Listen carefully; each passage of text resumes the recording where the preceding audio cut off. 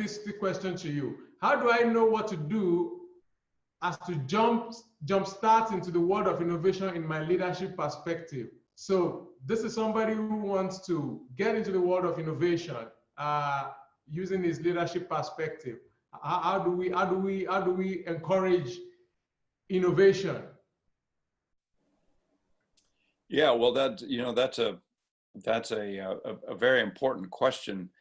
I had a corporate job for about 16 years before I returned to academia down at Andrews University, and in that capacity, we consulted with a lot of the Fortune 1000 companies around the world, and invariably, in the top 3 or 4 priorities among C-suite leaders was this idea of creativity and innovation, and not only encouraging those skills within their organization, but nurturing and sustaining them.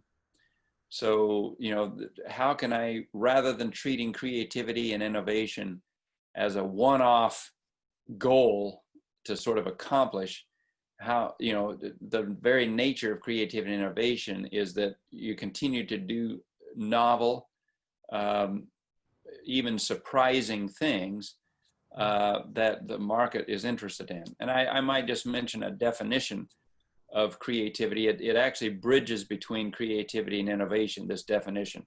I think it includes both because creativity is primarily about novelty, but innovation is primarily about usefulness. There's a kind of amongst the scholars, which is not the most important constituency around innovation, by the way. It's the practitioners, people who are actually doing it. But among those who study it, there's 4 components that are invariably found in successful instances of creativity and innovation within organizations. One is originality. That's no surprise to anybody. In order to be creative and to innovate, it has to be something different. It has to be original.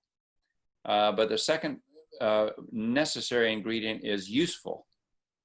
Is this something that's useful?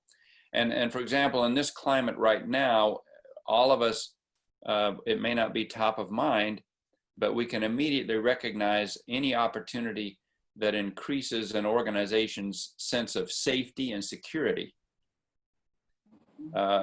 So policy shifts, for example, whatever that are required to make employees feel safe and secure.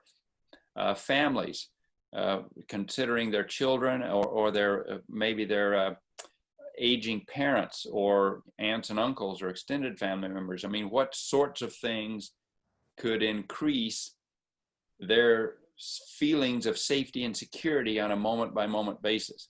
So in addition to doing something original, it has to be useful. And also the third thing is influential. Okay, so now how could you predict that or accept that as a strategy? Well, if you have to think globally about that, so how is this something that I could scale that would be influential to a broader group of people than I normally think about reaching?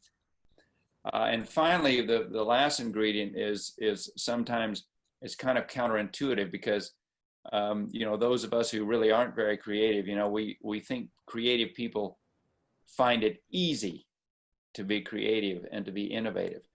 But in fact, invariably, especially in organizations, instances of creativity and innovation throughout history have involved sustained effort for an extended period of time.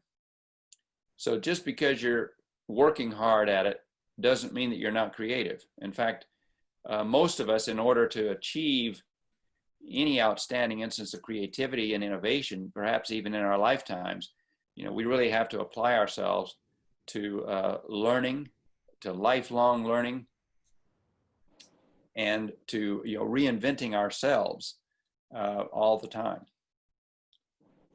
Thank you so very much. That's really useful. I think those 4 things, Mr. Bounty, I hope you've got those 4, but I've typed it in the window, and I just filter every form of innovative or creative idea, filter it through those four lenses. Is it original? Is it useful? Is it influential? And recognize that it's going to take sustained effort. Brilliant.